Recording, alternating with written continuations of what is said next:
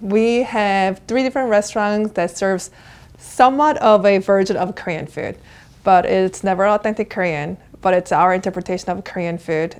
One restaurant we focus on Korean steaks. Koreans are known for awesome marinades, different cheap cuts like you can get, and having it like great flavors out of it. We have one place where they do lots of dumplings, pancakes, rice bowls, lots of fun stuff. And then we have the most recent place we opened is called Trove.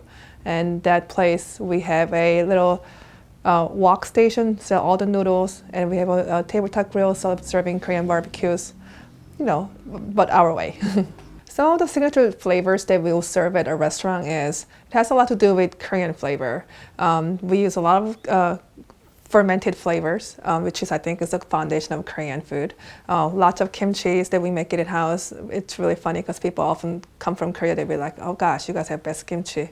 Yep, like our white boys did it and they're so proud of it. It's awesome. It's like all your meat has that great balance of sweet and salty and, sour and all that stuff, so it's really great. Philosophy of cooking, it's fairly simple. You are making something that makes other people happy, and that's what everyone's in here for. It's kind of a very selfish act of cooking, but then at the same time you realize it's not so selfish because what you do so much that you love is actually making someone who's sitting in front of you like really happy, and you understand, oh wow, like there is little more than what I just do for myself, and it's just making the whole community, making the experience, making the memory for all others. The most important thing that I want people to know about my cuisine is that it's the cuisine that really wants to be fun and exciting and different. I'm not a trained Korean chef. I've never really learned how to cook Korean food in Korea by Korean chef. I've learned how to cook, food here in America. I was born in Korea. The flavor of Korea is sort of in me. That just makes who I am. And I think I'm cooking the food that I love and have fun with. The one thing with food is I think that it has to taste damn good, first of all. But at the same time, it has to be different and exciting and something that you want to be like, oh wow, I cannot cook this at home. Like, this is where I go to your restaurant because like you give me this stuff that I never think of it's possible. And it's not something that is super high-end or super scientific. It's just kind of blending flavors. That's what fusion food is, right? At the same time, fusion is all about bringing something that's not yours, and I think that's what all the chefs do. So in a way, I feel like we're all fusion chefs. The best advice that I can give it to anyone who's cooking is work hard. It's actually one of the really simple things that you can tell to anyone, but I think cooking is one of the most honest work that you can find. Like more hard work you put into, you do a lot better. I think people think that you're someone has natural talent or super palate, but at the end I think it's all about how you really want to put yourself out there and then work hard and then have the passion about it, and I think you will go a really long way. The one thing that's different about me is that I'm a working mom.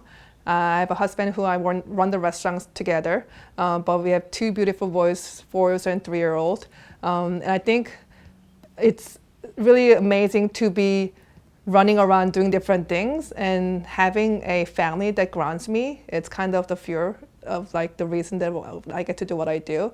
And the food is such a community thing. I'm just really fortunate to be in the society and the community where food just brings everyone together, and then it's the best job you can have.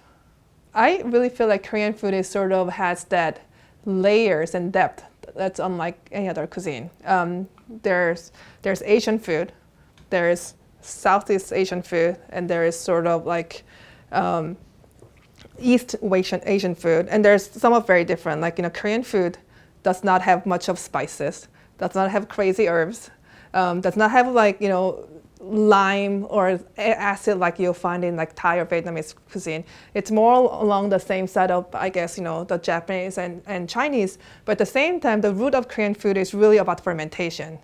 The main thing that you see are, the 간장, doenjang, gochujang, which is soy sauce, bean paste, chili paste. Those are basically trinities of Korean food. And then you have on top of it, you have different fish sauce, you have different salted shrimp, and all that stuff is all based in fermentation. That's how the countries, everything is based upon. And it's not really because of, they somehow found this magic of fermentation. It's really because of the country itself was, it had to find a way to preserve things. It had to find a way to prolong the life of things they have.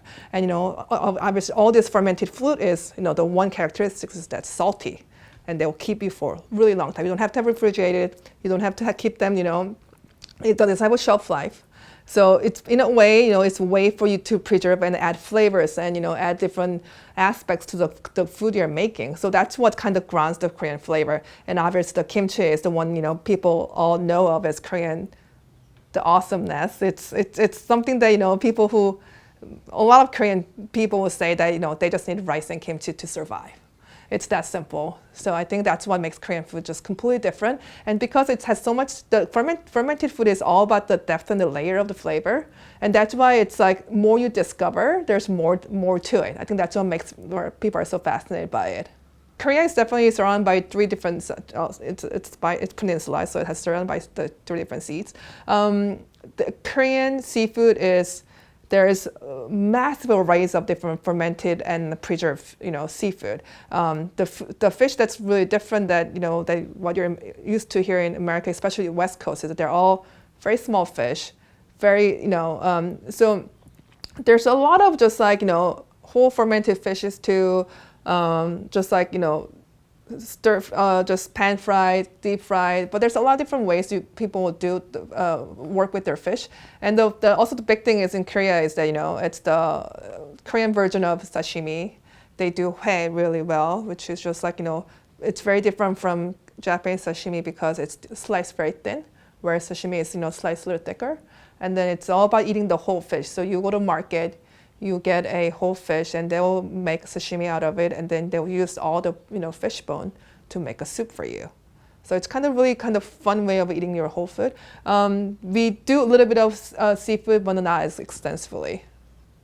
The one thing that people see what Korean food here in America is literally a slice of it. People think that, I know kimchi because I've had it, but because it's made with napa, it's made with the chili powder. But if you go to Korea, you'll be just amazed to see how many different kinds of kimchis are there. There are different kimchis from different regions. They use specialized different ingredients. And I think it's really fun to just not to taste one thing, but if you're just try to taste 10 different kimchis and then you really understand the diversity of just one kind of food that you thought there was. Great thing, it's also, you have to do Korean barbecue because I think it's not just the food, it is really the quintessential part of Korean dining experience. It is all about interactive dining. It is all about friends and family dining. It's all about eating with your hands, making your own food. There's nothing like that anywhere in the world. And I think that's the, part that you understand why people are gather around table, eating, dipping your spoon in someone else, all the banchans and soups and stuff. That's what it's about, just sharing your food. There's nothing like that you'll experience. I think really the way to begin Korean food is being able to go to Asian grocery store and then finding some of those Korean essential items. And then for me personally, because I'm not for authentic recipes kind of chef. I really think the best way to experience Korea is make your own version of it. You can grab a gochujang and then see what you can do with it. I think that's part of what makes it so fun, because you're not so bounded by all the restrictions and recipes and how you have to do a certain way to make it authentic. There's definitely a value to respecting and keeping the authenticity of something. At the same time, as a American chef, you are a chef. Your job is to take something and then make it something of your own. And I think if you approach it that way and not try to be so scared by, gosh, making kimchi, you're leaving this thing outside for 3 days. I don't know what's going to happen. Just make your own version of it. You made your different pickles before. You made all different things. Just kind of bring that aspects of kimchi into your own cooking, and then I think it will be something really cool.